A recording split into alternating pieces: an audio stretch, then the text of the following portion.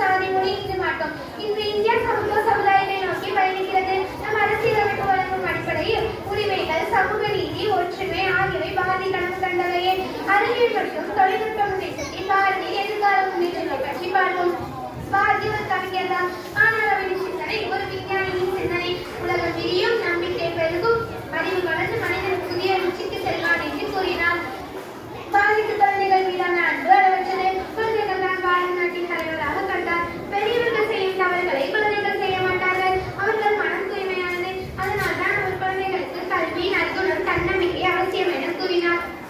அவர் கூறினார், skill development, new education policy போன்றவற்றை பற்றி பேசுவோம்.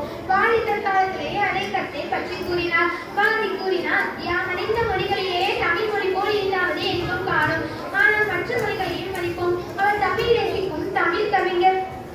பாரதி கூறினார், குளோபல் பீஸ் யூனிட்டி போன்றவற்றை பற்றி பேசுவோம். பாரதி கூறினார்,